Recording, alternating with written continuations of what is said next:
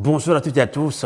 Nous sommes ici même à Fribourg où nous venons d'animer une conférence débat public sur la résistance au Mali et le référendum sur la constitution qui aura lieu le 18 juin prochain.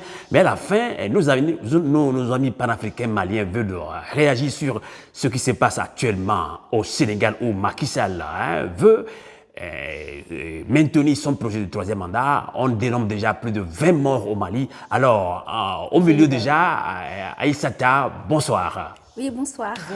Alors, quelle est votre réaction sur ce qui se passe actuellement au Mali, surtout la résistance de la jeunesse, de la population sénégalaise? Nous espérons que la population tienne bon. Elle a tout notre soutien. Que le peuple sénégalais sache que son combat est aussi notre combat. Nous traversons les mêmes difficultés ensemble. Nous avons tous des intérêts en commun. Je lance ce message effectivement à la population. Restez soudés, battez-vous pour vos droits civiques. Battez-vous pour votre liberté, pour votre démocratie. Je lance un message à Macky Sall. Je veux le dire en bambara, Macky Sall, Isabali. Et comme l'a dit le président Ouattara, il faut mettre un peu d'eau dans ton Yamakuchi. Et je lance un message à l'armée. Sénégalaise. À l'armée sénégalaise, oui. Armée, militaire, toutes les forces de l'ordre. Les jeunes qui sont dehors, ce sont vos enfants, ce sont vos cousins, ce sont vos neveux, vos pères, vos mères. Ne leur tirez pas dessus. Que chacun mette balle à terre et que la démocratie soit instaurée. Ne tuez pas les enfants, ce sont des enfants. Le sang d'un enfant qui coule ne porte pas bonheur à une nation, c'est une malédiction. Donc s'il vous plaît, baissez vos armes et ne tuez pas nos enfants. Merci beaucoup Aïssata. Comme information, c'était justement il y a quelques heures, on a appris que ce ne sont pas les militaires de l'armée régulière sénégalaise qui tirent sur la population. Il se pourrait que ce sont des milices proches de Macky Sall qui le font. Un coucou spécial aussi à l'armée sénégalaise qui doit combattre nécessairement aux côtés de la population sénégalaise. Alors Aminata, vous êtes aussi malienne, vous avez participé à cette grande conférence débat aujourd'hui à Fribourg, ici en Suisse, sur le projet de référendum qui aura lieu le 18 juin au Mali. Alors, en tant que panafricaine, qu'est-ce qui vous inspire cette mobilisation derrière Ousmane Sonko au Sénégal? Alors moi, je dirais que le Sénégal et puis la Côte d'Ivoire restent les derniers bastions. Le Sénégal et la Côte d'Ivoire restent les derniers bastions de l'invasion internationale, si j'ose dire, de l'Hexagone en fait. Donc si le Sénégal tombe, donc ça serait trop dramatique. Donc j'en appelle un peu à la raison à Macky Sall de céder et de respecter la Constitution tout simplement. Le Sénégal qui demande à se limiter à 2 mandats. On a eu à soutenir aussi ce même Macky Sall face à Abdoulaye Wade. Il disait à tambour battour, comment on va dire ça, tambour battant partout que Abdoulaye Wade devait laisser le pouvoir au bout de 2 mandats.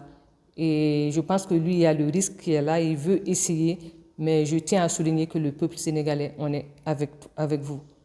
Tout le continent, qu'on soit à l'intérieur ou à l'extérieur, peuple sénégalais, vive le Sénégal, vive la démocratie et on vous soutient.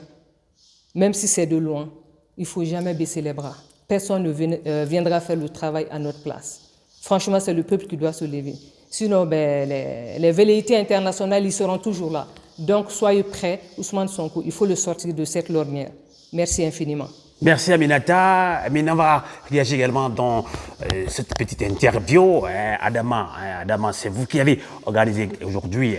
Nous sommes le 4 juin et dans 14 jours, ce référendum aura lieu au Mali, référendum constitutionnel. Vous n'êtes pas totalement d'accord avec ce référendum au Mali, puisque vous l'avez dit tout au long de ce débat que la transition va un peu plus vite en besogne, mais vous voulez réagir également sur ce qui se passe au Sénégal. Le Sénégal aussi, c'est l'Afrique, chez vous également. Alors, des morts par rapport à ce projet, troisième mandat de Alassane Ouattara, mais on a vu toute une population derrière Ousmane Sonko qui est condamné à 2 ans de prison ferme pour corruption de la jeunesse. Quelle est votre réaction, Adama? Alors, tout d'abord, pour moi, c'est les principes qui prévalent. Le principe démocratique est non négociable pour moi parce qu'il en va de la stabilité de l'État.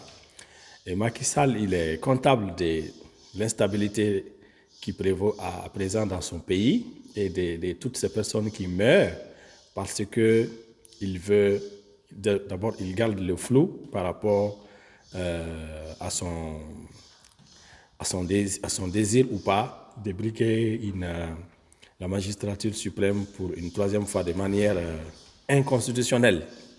Donc, ce qui vaut pour le Mali, ça vaut aussi pour le Sénégal. Nous sommes deux pays frères et ce n'est pas un vain mot. Et ensuite, nous militons pour que les institutions soient fortes. Et la force des institutions réside dans la force de la loi, du respect de la loi. C'est ça qui fait la force des institutions. Donc, ce que la loi dit, ce que la Constitution dit, c'est ça qui prévaut. Donc, Macky Sall, et je l'ai dit aussi pour le président Ouattara, qui, d'après moi, a préféré, traîner dans la poubelle de l'histoire, malgré tout ce qu'il a pu essayer de faire valoir par la suite. Mais c'est des gens qui ont violé la constitution de leur pays, qui ont violé la loi. On ne peut pas violer la loi et faire des institutions fortes. C'est impossible. Donc, il est comptable de toutes ces instabilités à venir au Sénégal et des problèmes actuels. Je crois qu'il doit laisser le jeu démocratique se faire. Le Sénégal ne se résume pas à sa personne. Le Sénégal ne se résume pas à son clan, ni à son bilan, ni à son parti. La vie démocratique est plurielle. Donc, pour moi, c'est vraiment important qu'il sache que l'histoire le jugera très sévèrement, aussi longtemps qu'il gardera l'opacité sur son intention ou pas de briguer un troisième mandat illégal. Illégal. Les lois sont faites pour être respectées. C'est ça qui donne de la baraka aux institutions. Donc, je suis de tout cœur avec le peuple sénégalais parce que nous ne devrions plus en arriver là au Sénégal avec tout ce que ce pays a connu et tous les acquis démocratiques de ce pays depuis ces dernières années. Merci beaucoup. Merci à vous. Au revoir. À vous l'été. Quel est Katane?